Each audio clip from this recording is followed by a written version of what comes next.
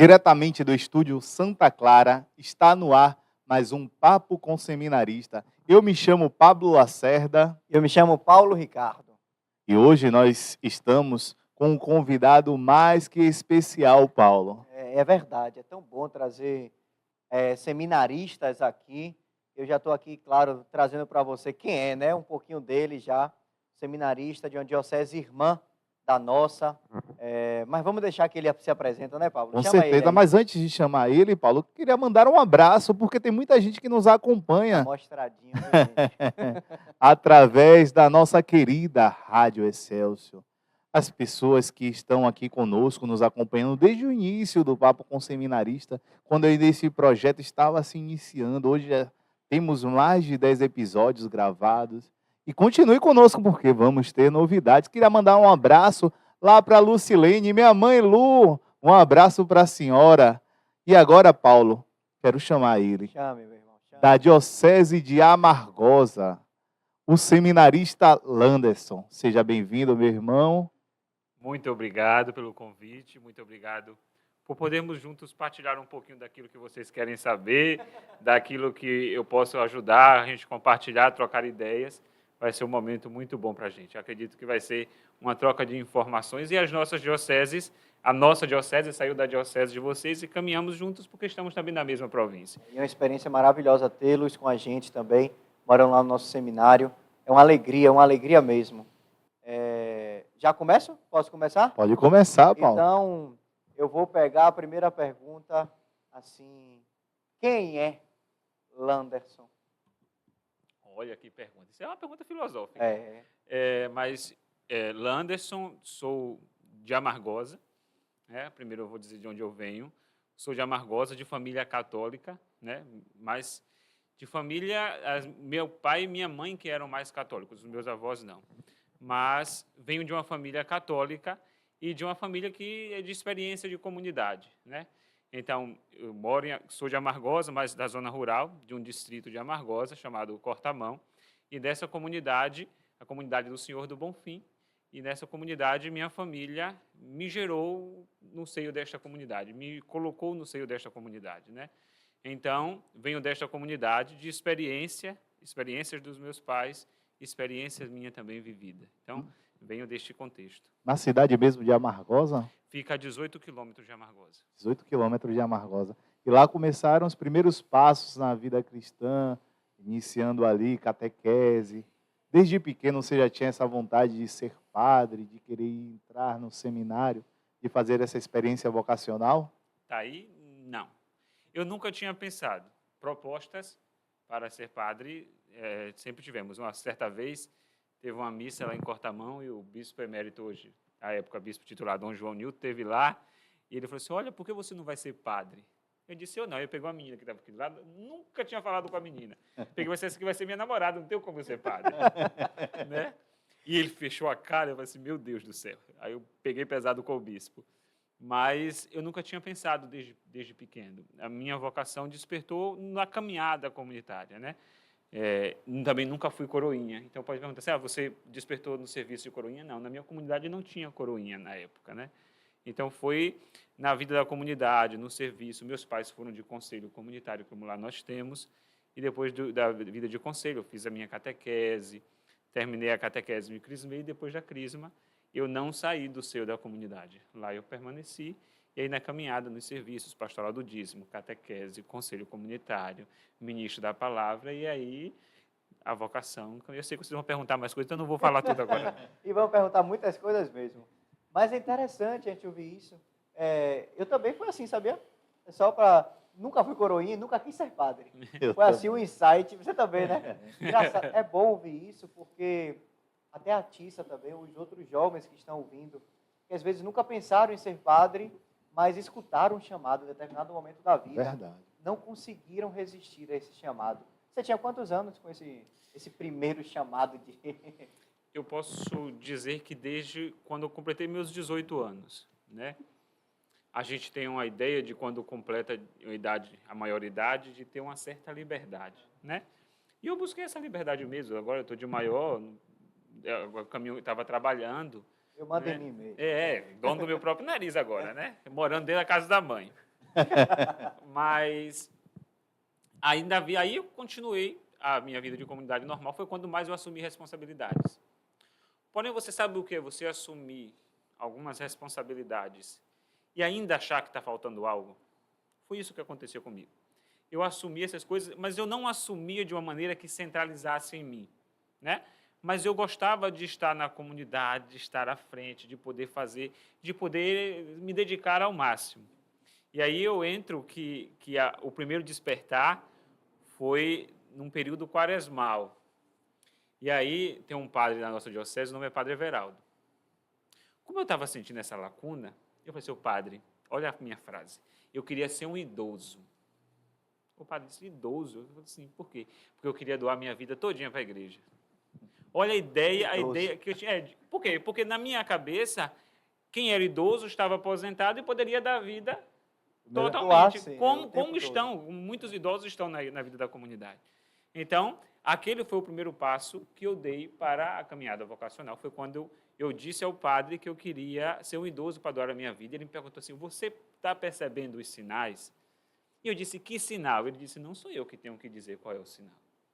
E aí eu fui, a partir daí, alimentando, pensando, né? Não tinha entendido ainda o recado. Depois que a coisa acontece, é igual aos discípulos, né? Entenderam o que Jesus falava depois da ressurreição. Eu, a mesma coisa. Eu aprendi depois que eu entrei, que eu fui rever aquilo que o padre tinha me falado na época. Vai, Pablo, vai você agora. E aí, vem cá, o padre deixou, né, esse ponto de interrogação na tua vida ali, você refletiu, acredito, depois disso, foi discernindo, tendo mais clareza, e aí para chegar em casa e falar? Aí que foi a questão. Porque quando eu cheguei em casa, veja bem, eu não fiz um processo que normalmente as pessoas faziam, de primeiro dizer em casa para depois tomar a decisão.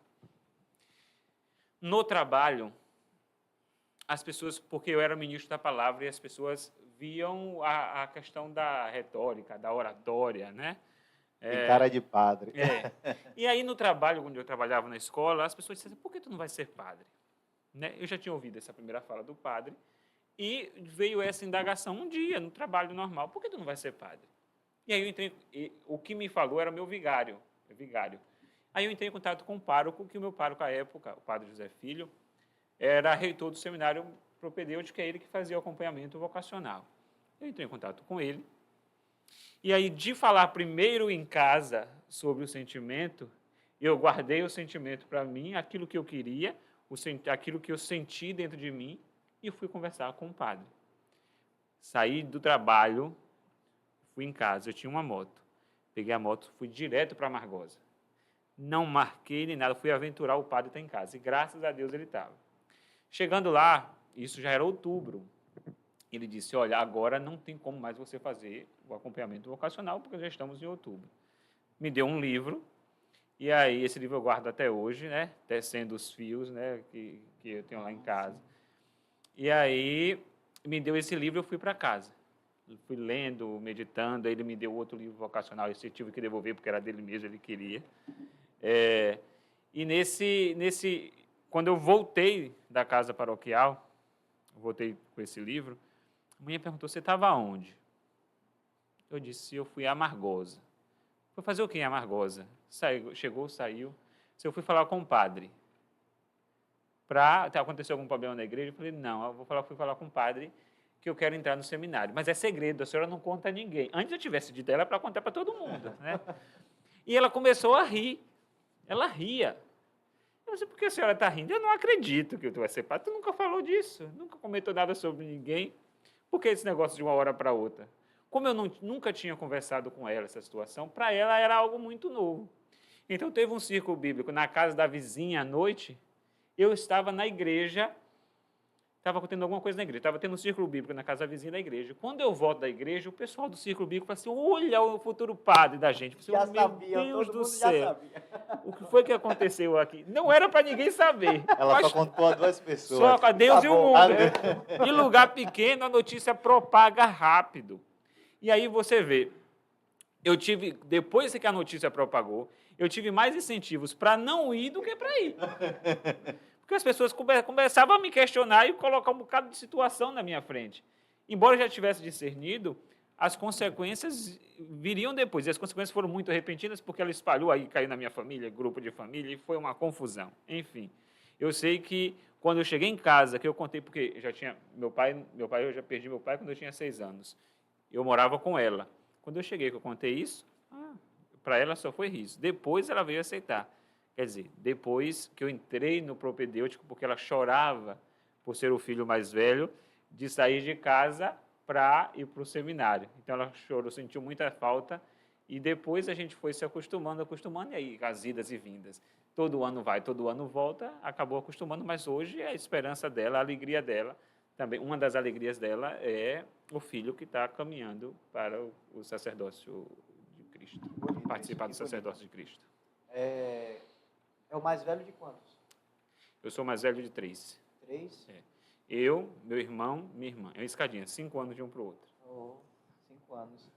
E como foi a reação de seus irmãos? Acho que é bom, porque eu também tenho uma irmã, 4 anos mais nova. A gente brigava muito em casa, muito, muito, assim. Um abraço para minha irmã, que deve estar acompanhando. Quando eu decidi para o seminário, ela no início falou assim, graças a Deus. Vai sair de casa. Vai sair de casa. Mas depois que passou, ela começou a sentir uma saudade, começou a buscar mais também. E acredito que tenha sido parecido. Conta um pouquinho sobre os seus irmãos. Olha, minha irmã mais nova, ela era muito apegada a mim, então ela sentiu muito. Mas eu não imaginava que o meu irmão ia sentir mais do que ela. Pelo fato, né, a gente brigava muito, de 5 anos de um para o outro, como você contextou, a gente brigava muito. Mas a gente nunca tinha pensado na possibilidade de um sair de casa, né? Mesmo morando na mesma casa, no mesmo quarto, que a gente dividia quarto, né? A gente nunca tinha pensado nesse segundo passo que eu poderia dar e ele teria que ficar. Então, no dia que eu saí, a minha rua parou. Por que minha rua parou? O meu irmão fez um escândalo de choro. Mas chorava tanto, que teve que dar calmante. Meu irmão ficou transtornado. Disse, meu Deus do céu, o que é que vai dar o chá? Porque ele ficou desesperado. Quando ele sentiu as coisas saindo do quarto e indo para o carro, ele vai ser, parecia que eu tinha morrido, né? Eu vai ser, meu irmão não vai voltar mais para dentro de casa. Mas veja, e depois que eu saí, a minha coberta, o meu cobertor e o meu travesseiro eram os travesseiros dele. Ele pegou e carregou para ele. Por conta, ele tinha o contato, a proximidade, mas não tinha mais o cheiro do irmão que estava ali. O irmão a gente sempre dormiu no mesmo quarto, né? Então, para ele foi muito sentido a minha presença na vida dele. Da minha irmã, mas não, minha irmã sempre foi mais autossuficiente, se eu posso assim dizer, desde pequena, né? Então, saí, ela chorou, ok, mas depois ela foi entendendo e hoje está de boa. Hoje já se acostumaram. 7 anos também, meu filho, se não acostumar, não acostumar mais nunca. Que vai entrar nesses 7 anos também. Nesse contexto, chegou a missa por envio, né? Que fala. E aí, teve a missa, acredito, depois teve toda aquela preparação e foi para o seminário. Como foi, assim, para você? Porque você já falou sobre sua mãe, sobre seus irmãos, mas agora, qual foi o sentimento que Landerson teve ao sair de casa, a pisar em uma outra cidade? O seminário era na mesma cidade? Embora seja na mesma cidade, não é mais a mesma comunidade, né? Sim. Então, o sentido de pertença à comunidade faz muita falta, me fez muita falta.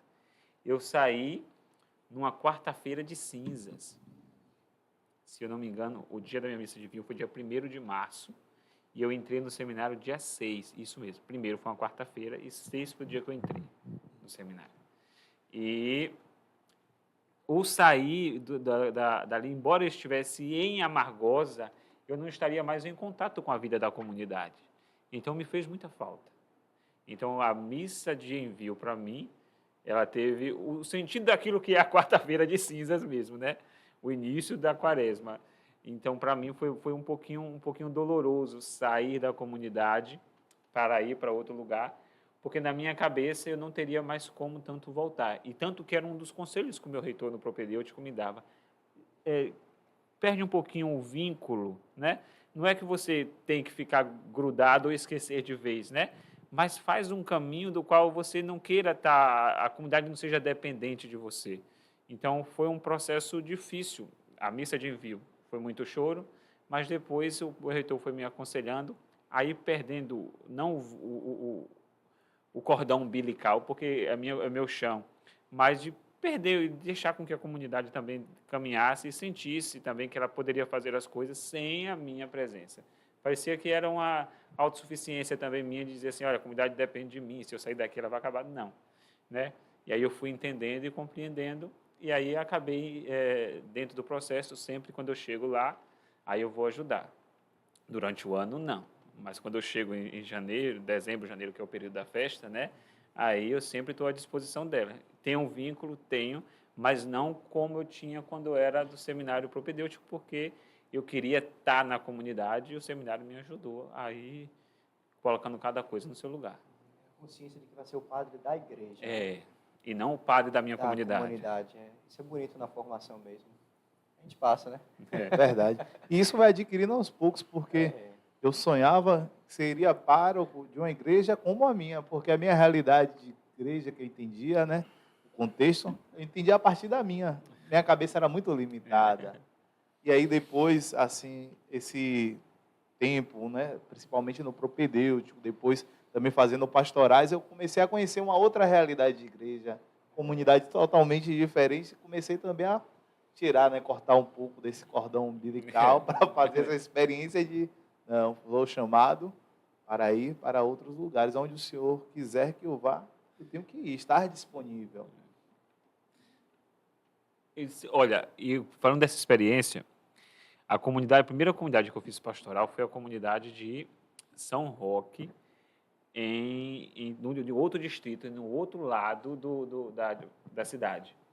Então, quando eu fui participar, porque a realidade da minha comunidade é uma, quando eu fui participar, eu quase entro em crise, porque era muito pouca gente, uma vez 5 horas da manhã, a minha primeira experiência a gente não esquece. Eu fui para um monte, né? E esse monte, eu pensei lá na minha comunidade vai muita gente para o monte na Sexta-feira da Paixão. E aí tinha um cruzeiro lá em cima, um cruz, um lugar para acender vela. Na minha comunidade também tem. Eu disse, nossa, eu vou sair daqui com o pensamento da minha comunidade. Eu chego lá, vai eu e as 5 pessoas. Quem foi subindo o monte cantando sozinho fui eu, porque as senhoras não conseguiam cantar por causa da subida. Ficava ofegante. E aí faltava o ar, e aí parava, aí começava. Quando faltava o ar, o que é que a gente chama? Ave Maria, cheia de graça. E lá vai a gente subindo. Então, a primeira experiência foi um pouquinho impactante, porque, embora estivéssemos dentro do mesmo município, a realidade de igreja da minha comunidade para a outra comunidade era muito discrepante. Então, para mim, o primeiro passo já foi muito difícil quando eu comecei a perceber, porque eu começava a medir a minha comunidade, as outras comunidades pela minha, quando, na verdade, eu tenho que entender a realidade de cada um e o chão de cada um que eu estou. Cada lugar. Cada lugar tem sua especificidade. Exatamente. É bonito isso. E o lugar menos improvável, você vai ser padre um dia na sua própria comunidade, na sua própria paróquia. É verdade. Mas vamos dar continuidade, porque a conversa tá boa. Tá ótimo. Estou gostando muito, tá rendendo e vai rendendo assunto e assunto. É verdade. Landerson agora entrou no propedêutico. Já fez essa primeira experiência da pastoral. Vamos contar agora um pouquinho de foro íntimo, né? Interno, assim. A vivência de Landerson no seminário, né? Lá vem bomba. Primeiro, segundo, porque são longos anos. Quanto tempo mesmo de seminário? Eu estou no último ano. Ano. Se a gente for contar o ano inteiro, já são quase 8, né? Mas as pessoas contam de um ano para outro para completar um, são 7 anos, né? São 7 anos. Mas a vivência é um pouco difícil, a primeira parte. Principalmente quando a gente chega, porque nós não moramos sozinhos, né? E, querendo ou não, a experiência de seminário faz com que a gente tenha uma educação mais rígida, né? Quando eu entrei no seminário, eu tinha 22 anos. Então, para quem tinha 22 anos, era muito difícil compreender algumas coisas. Tipo, dividir quarto com mais de 3. Eu dividia com meu irmão e eu brigava com meu irmão. Mas eu tinha agora mais 3 pessoas que eu não conhecia. Meu Deus, Eu tinha um colega que era de Santo Antônio de Jesus, o outro que era de Valença e o outro que era de São Miguel das Matas. São Miguel ainda está mais próximo, ao lado, mas os outros dois são de lugares distantes. A gente se encontrava, nós nos encontramos, na verdade, 4, 5 vezes no ano, que foram nos encontros vocacionais. Não tinha esse negócio de WhatsApp, de estar em grupo, formar grupo, esse negócio ainda não era muito da nossa vibe, né? E aí, o que é que aconteceu? Poxa, e agora? O que é que eu vou fazer aqui? E eu sou muito... Se tem uma característica minha que eu avalio, é observador. Então, eu começo a ficar observando para eu poder tentar me adequar. Mas foi difícil. Você se adequar a mundos diferentes, a entender as realidades e os costumes dos outros. Todo mundo no mesmo quarto, cada um de uma maneira diferente. Um deixa a cama bagunçada, o outro não deixa. Um coloca o sapato embaixo da cama, o outro não põe. Então, para mim, foi um transtorno. E tudo que tem em casa tem em seminário também, viu, Tem. gente? Um dorme cedo, outro dorme tarde. Outro dorme tarde. O banheiro era por dupla. Um deixa limpo, o outro deixa sujo. Me lembro da minha experiência, que tinha um irmão, hoje ele faz uma experiência diferente, não está no seminário. Eu me lembro que na hora de dormir, ele sempre chegava, passava um tempo, quando era mais tarde um pouquinho, ele chegava e ligava a luz do quarto. Meu Deus. Aquilo ali me deixava. Falei, Senhor, a santificação começa agora. Eu falo isso porque, engraçado, eu tinha um costume em casa de colocar o despertador para me acordar. Só que o meu despertador tinha que ser alto para eu acordar. Só que eu estou no quarto com mais 4. Foi motivo de reunião. Porque o meu celular despertava alto, eu gostava de acordar 1 hora antes para poder estar pronto, né? Mas para acordar 1 hora antes, tinha gente que não queria acordar 1 hora antes.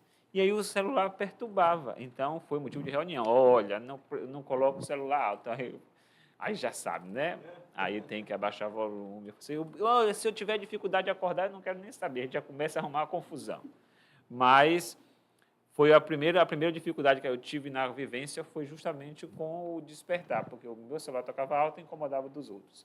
Então, para você ir se adequando dentro da realidade do propedêutico, e eu digo uma coisa, no seminário propedêutico, se ele não ensinar nada, ele ensina a gente a viver em comunidade, que já é uma grande coisa, já é um grande passo, a respeitar o limite do outro, né? Acredito que a vida de seminário, todo mundo deveria fazer a experiência, mesmo que não fosse ser padre. Eu dizia isso ontem na homilia. Todo mundo deveria querer entrar no seminário para poder entender e respeitar até o limite do outro. Uma realidade que a gente vive, o seminário ajuda muito nisso. Uma formação para a vida. Para a vida. Com certeza, você entra de um jeito, mas não sai do mesmo jeito. Sai transformado, realmente ressignifica, trabalha as áreas, temos as dimensões. Cresce, né? Com certeza. Cresce. Anderson, estamos no mês da Bíblia.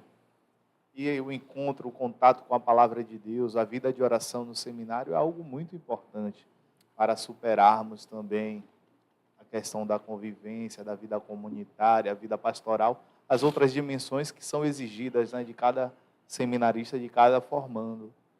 Para você, como foi essa experiência de contato com a palavra de Deus, se no seminário você conseguiu fazer uma experiência maior, se já fazia antes essa experiência de leitura orante, de liturgia das horas, oração das horas?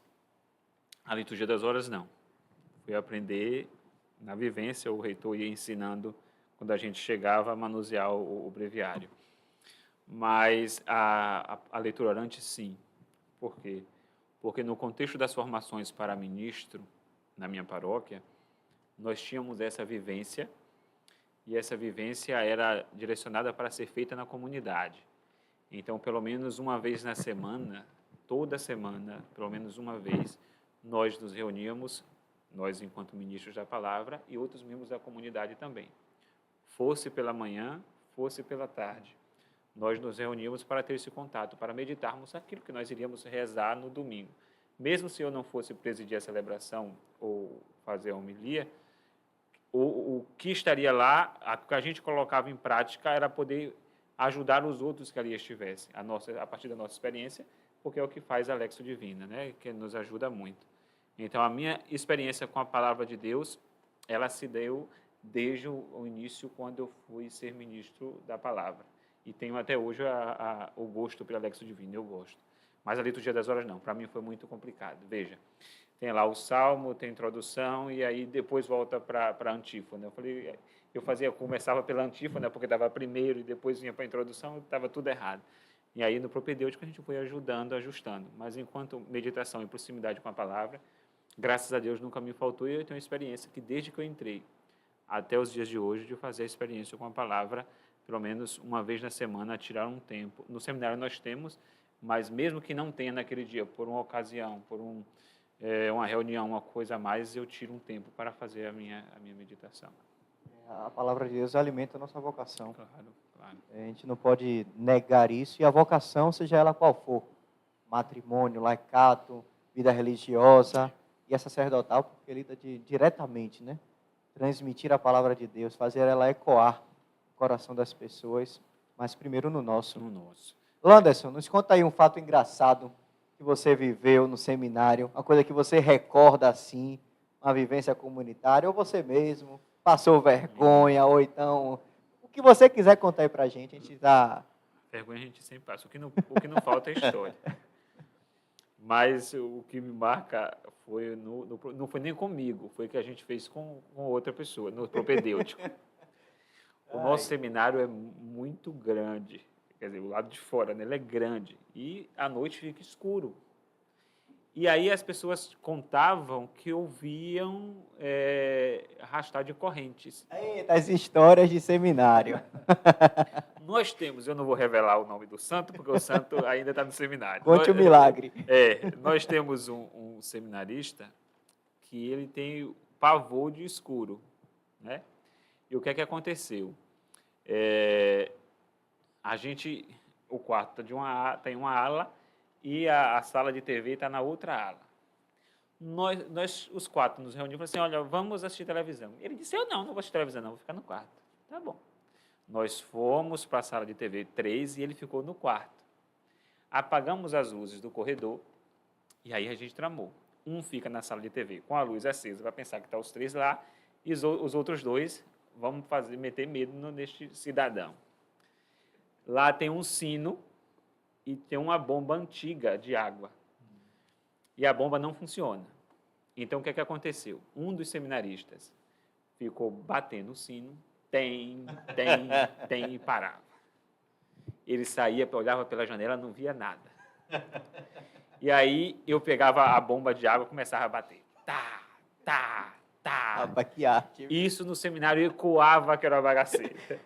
Ele olhava por cima, não via ninguém, porque não dava para ver, lá de fora estava tudo escuro. E aí terminou, aí ele começou a gritar. Padre Anderson, socorro, tem gente aqui dentro.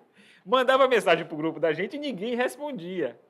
Aí mandou mensagem, certa hora, um dos que estavam lá falou assim, não, está todo mundo aqui assistindo televisão, não tem nada acontecendo lá fora, não. Aí ele ficou com mais medo ainda.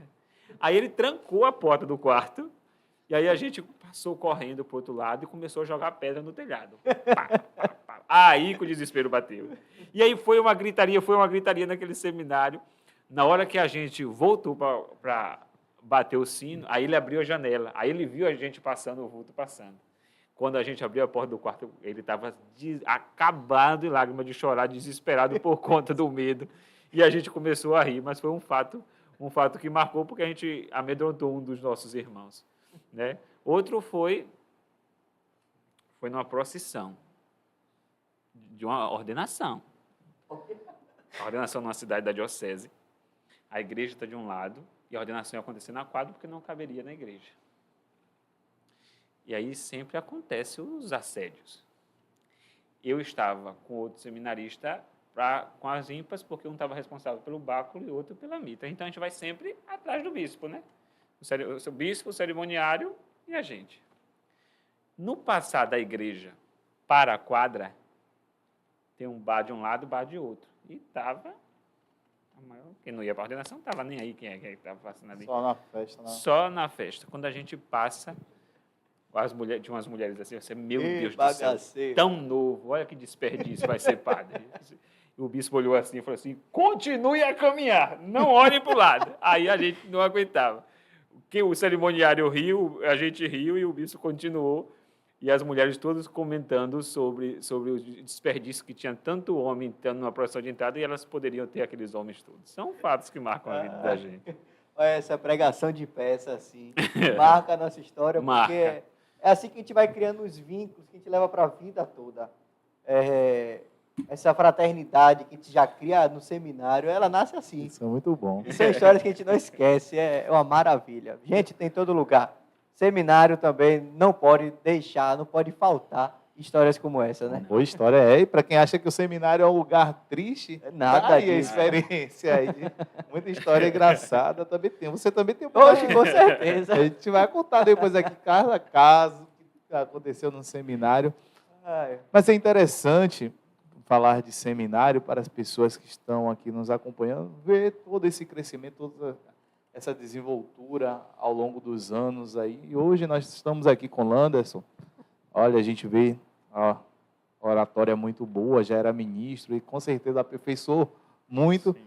E está chegando agora já no finalzinho, próximo à ordenação, Paulo. E aí, qual a expectativa agora? Friozinho na barriga? Olha, gente, eu estou fazendo o máximo para não olhar muito lá para frente, porque eu tenho um TCC para terminar. Então, olha, por incrível que pareça, eu penso no momento, mas eu estou tentando, porque a gente pode criar muita expectativa e querer já estar lá na frente sem dar o passo do aqui e agora, né? Então, eu não sou muito de estar dando o passo para lá. Eu prefiro viver cada momento, né? Eu vivo o momento agora, o último semestre do seminário, né? E aí a gente começa a caminhar. A ficha demora um pouquinho a cair, né? Para que a gente está no último semestre, que depois de 7 anos a gente vai sair dali, vai ter o estágio, vai depois ter a ordenação, né? Fica a expectativa para agora o seminário, o TCC, terminar o TCC, né? Entregar o TCC, apresentá-lo. E depois a expectativa para o bispo dizer para qual paróquia que a gente vai, né? Para fazer o estágio, porque precisa do estágio. Então, a minha expectativa agora é a paróquia que a gente vai. Depois do anúncio da paróquia, aí, certeza. Aí a gente já começa a pensar lá para frente, para os preparativos da ordenação diaconal. Mas o coração primeiro, ele está um pouquinho apertado por conta do seminário. A gente fica... Não é só o espaço seminário, mas é tudo aquilo que constitui o seminário. São 7 anos convivendo ali. Mesmo a gente mudando de lugar, mas a relação, as pessoas, aquilo que é próprio nosso, de dentro do convívio, a gente vai sentir falta, porque são 7 anos de uma convivência, de uma morada, de uma existência ali dentro, e agora é chamado a dar um passo mais adiante. Mas eu costumo dar um passo de cada vez para não ficar muito... A gente caminhando como as coisas estão agora, né? As pessoas com muita ansiedade para fazer tudo.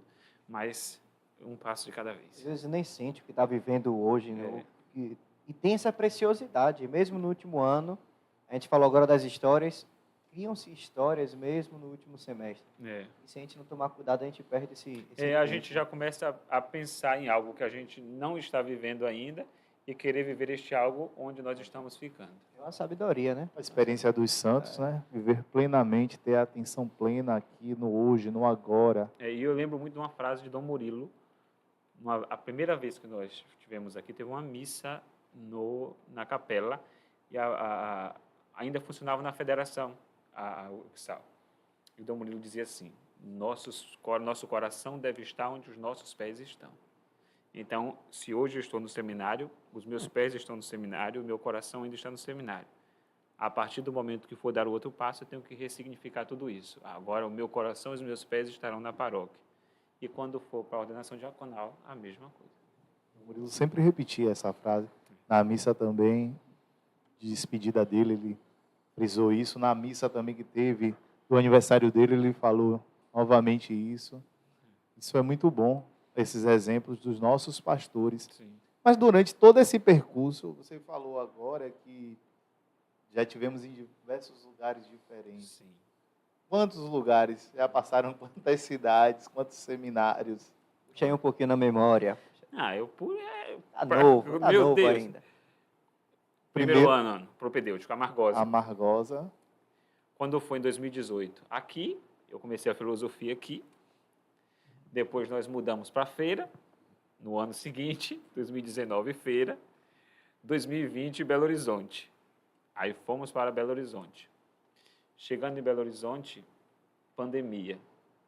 Volta para a diocese. Chega na diocese, espera dar uma baixada, vai para uma paróquia. Ameaça voltar para Belo Horizonte, vai, não vai, permanece, né? Aí a gente teve uma instabilidade de 3 anos em Belo Horizonte. E aí depois, 2 anos em Amargosa por conta da pandemia, e depois nós voltamos para Belo Horizonte. Então, em Belo Horizonte, 2023, aí vivemos 2023, quando chega, aí já não tínhamos mais o bispo, porque o bispo foi transferido em 2021, né? Aí Dom Juraci chega em 2023, e chegando em 2023, nós somos, aí Dom Juraci quer nos trazer também para ter essa proximidade. Para ele, o importante era estar próximo da gente, a gente criar um vínculo, estar mais no chão da diocese, como nós estamos hoje, criar um vínculo com a província. Então, nos trouxe. Então, foi Salvador, Feira, Belo Horizonte, Amargosa, Belo Horizonte, Salvador. Rapaz. Rodou o mundo. É. Rodou o mundo. E dessas experiências, culturas diferentes, estilos de Claro. formações diferentes, a importância do abandono do coração para o seminarista é algo fundamental. Já vai aprendendo, né? Porque quando for ser transferido, já não tem mais desculpa. Não ficou em 7 anos no mesmo lugar. Se cada ano estava num lugar, meu filho, agora você já sabe para onde é que você vai fazer, o que é que você vai Já está fazer. acostumado, já. É verdade. Vai lá, Paulão. As perguntas, elas vão brotando, sem dúvida. Você tocou no assunto que a gente vai ter que tocar agora, né? E Polêmica. é Paulo gosta. Vai. essa mudança de bispo na diocese. Porque você começou com seu processo na formação, depois teve um período Sim. de vacância, não foi? Para depois vir Dom Juraci. Sim. Como foi esse processo, essas transições que você passou de bispo, de vacância, depois o novo bispo? Você falou agora sobre essas idas e vindas. Sim. E agora essa transição de pastores. Veja, na experiência dos encontros vocacionais, nós ainda estamos vacantes. Do primeiro, do bispo... Dom João Newton. De Dom João Newton para Dom Valdemir. Então, quando o nosso segundo bispo chegou, já foi em julho de 16. Julho de 16. Eu já tinha feito 3 encontros vocacionais. O encontro já foi para o bispo já conhecer a gente de perto, né? Então, de 2017 até 2021 foi Dom Valdemir. Aí nós ficamos um bom período vacante, né? E aí foi a experiência do administrador diocesano, que foi o padre Nelson, que conduziu também da mesma maneira. O padre Nelson não mexeu em nada das estruturas, mas sempre tinha expectativa. Toda quarta-feira a CNBB estava lá marcada como favorito para a primeira publicação que apareceu, ver, né? E aí tinha expectativa da chegada do bispo. Vários nomes apareciam. As especulações. Sim. É padre fulano, é Dom fulano. E da onde vem, para onde vai e como vai ser. Tem expectativa. Até que em maio do ano passado é publicado a ida de Dom Juraci, né, para a diocese, o nome dele como nosso bispo. Um nome que nunca tinha sido especulado, né? Quem é? De onde vem? O que fazia? Então, o que é a primeira coisa que o seminarista vai? Investiga a vida toda. Investigar a vida do bispo. Eu entrei em contato com uns colegas meus daqui. Quem é, de onde vem, me explica. Aí me explicaram, né? E aí me disseram, o seminarista não tem ponte, né? Aí a gente conversou, aí eu fui entender um pouquinho. E aí, terminada a posse, nós viemos para a posse. A diocese fez um esforço para a gente vir para a posse. A gente veio para a posse do bispo, a gente participou da posse, já teve uma reunião naquele dia com o bispo e depois nós voltamos, né?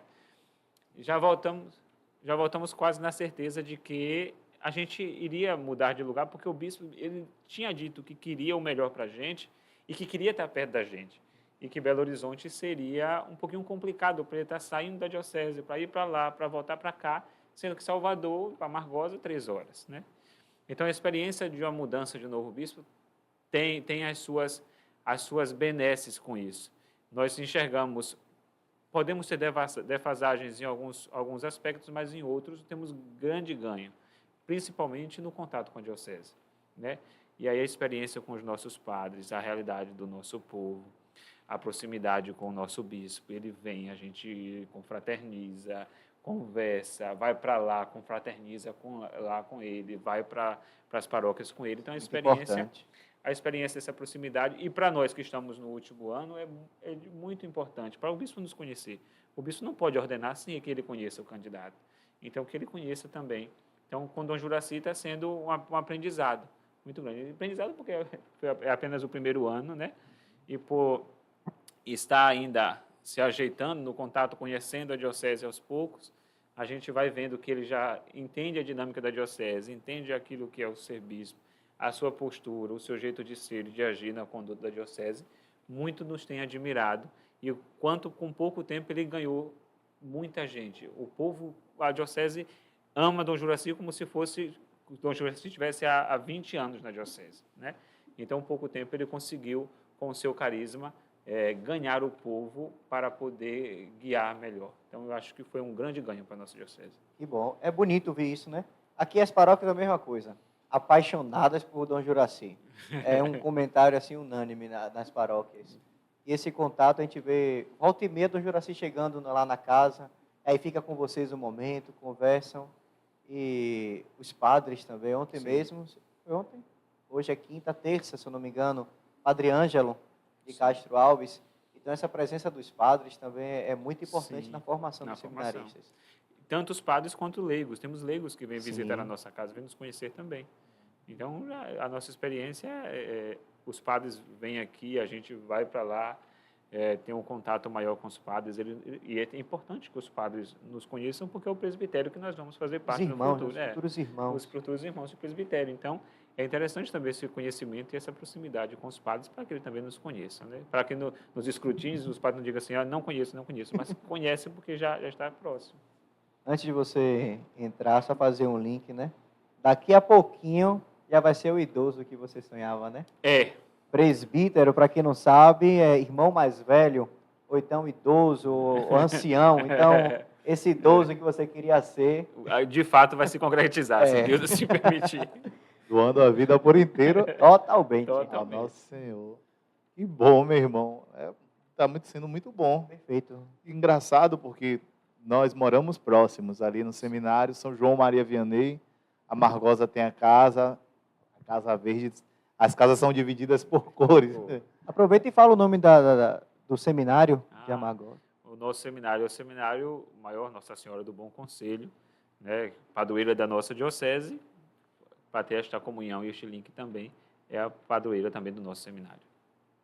É isso. E nós vamos conhecendo histórias que nos motiva também os jovens que estão, com certeza, nos acompanhando neste momento.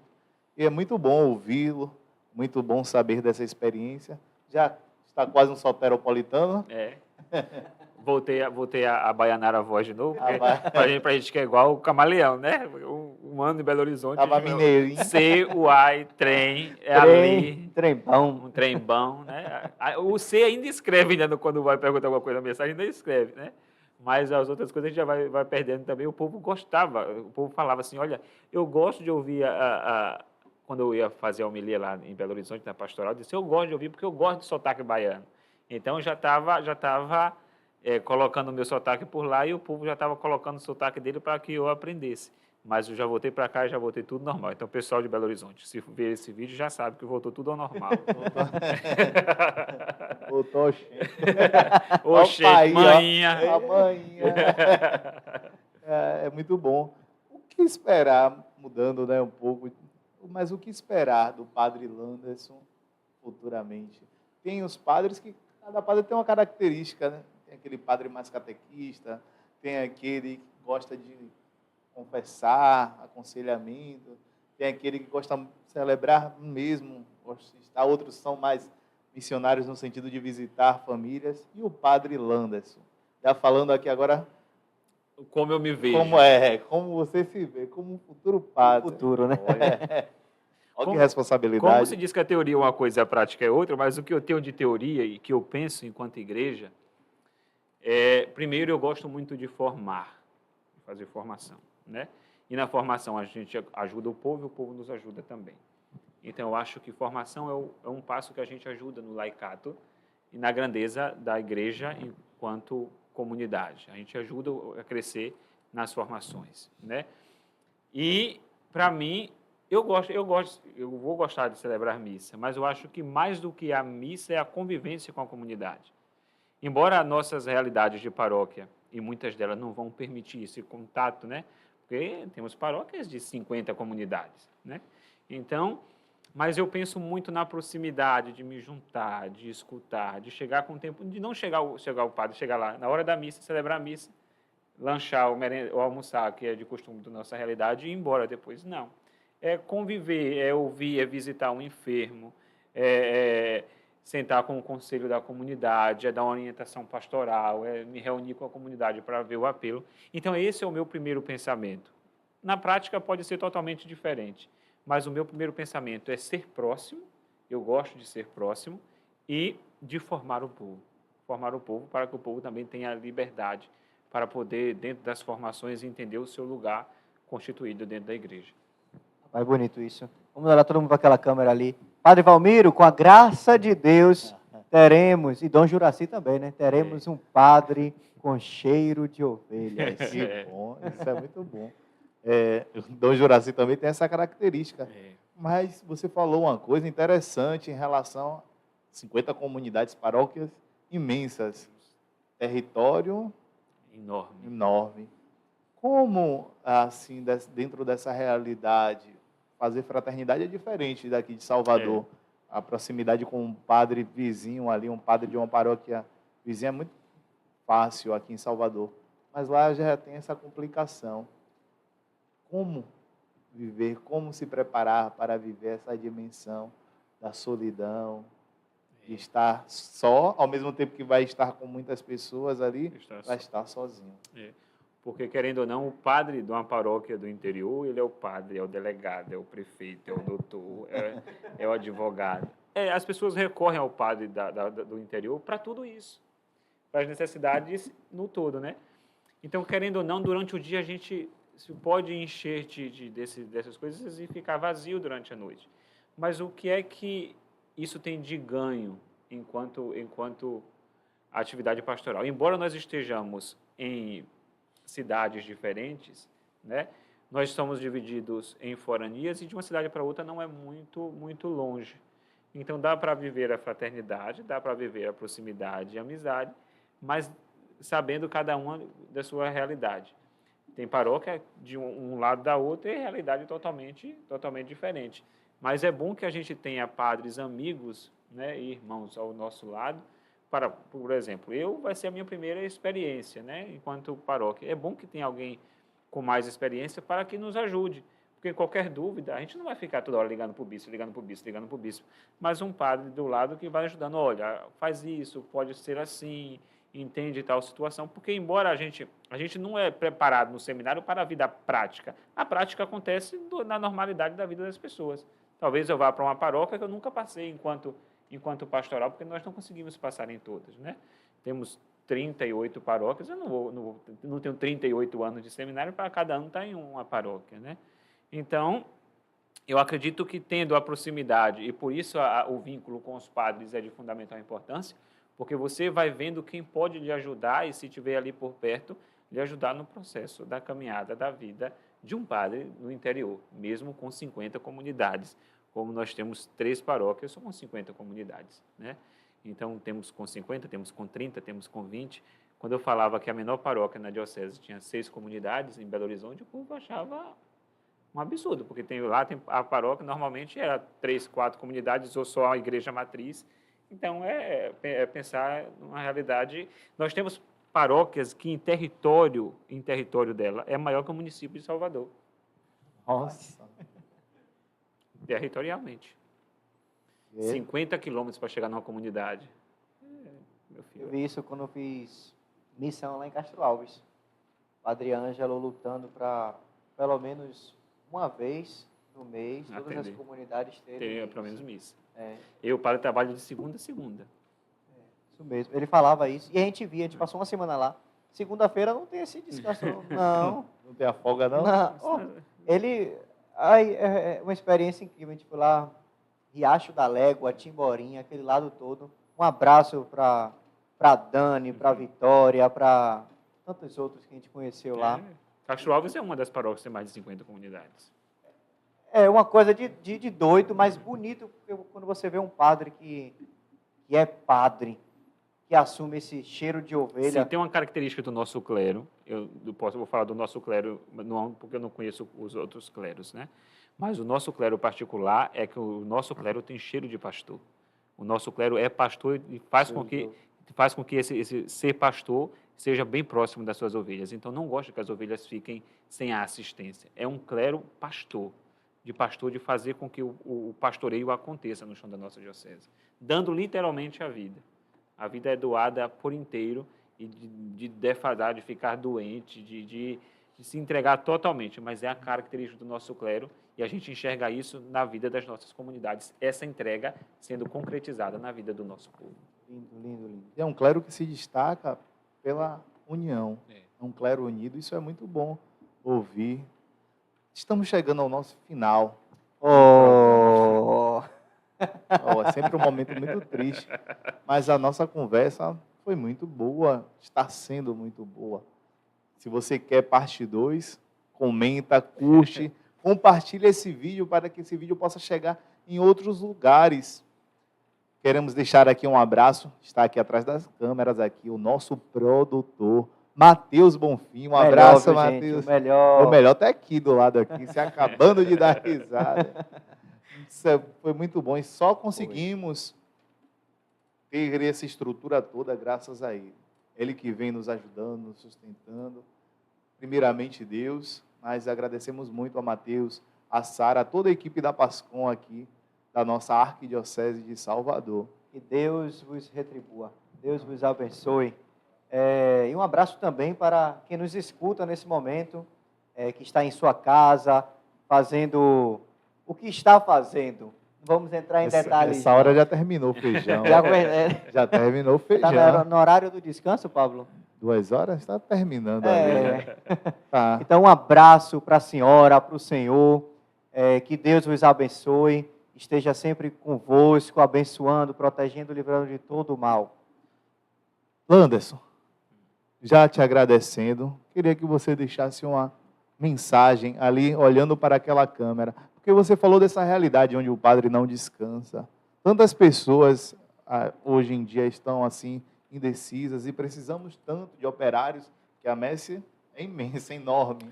A quantidade de operários é muito reduzida. Então, deixa uma mensagem vocacional para esse jovem, para essa jovem que te escuta, que te assiste através do YouTube também. Talvez tudo isso que eu falei possa assustar, mas veja que não tem nada mais prazeroso do que você ser feliz naquilo que você faz. Embora tenhamos muitas dificuldades nós temos. Mas onde é que não tem dificuldade na nossa vida? Eu tenho um padre na diocese que disse que quem não quer ter dificuldade vai ter que morrer, né? Porque não tem a vida é cheia de dificuldade. Mas vejamos, o doar a vida, o estar presente na vida do povo, o contribuir para a vida de outras pessoas, o ser uma pessoa que é visada e que possa, nessa visão, ajudar a tantos outros. A igreja precisa de pessoas que querem com compromisso, querem com dedicação, com a vida doada. Você que tem vários serviços, ou independente do serviço que você preste, olhe para dentro. Queira ser um idoso, igual eu quis ser um idoso, para poder doar a vida. Doar a vida é necessário para que outras vidas também possam enxergar a sua doação e queira doar-se também. A você, se nada serviu, mas fica essa mensagem para que você possa querer, na entrega total ao Cristo, fazer com que o reino dele seja visivelmente na sua vida, vista pelos olhos de tantos dos nossos irmãos que precisam, que necessitam e que você, que nós podemos ajudar. Assim seja. Amém. Amém. Em tudo, amar e servir. Esse foi mais um Papo com Seminarista. Queremos agradecer a todos vocês que nos acompanharam e nos acompanham durante todo este percurso, durante todos esses episódios. Fiquem conosco porque vem novidade. A todos, fiquem com Deus.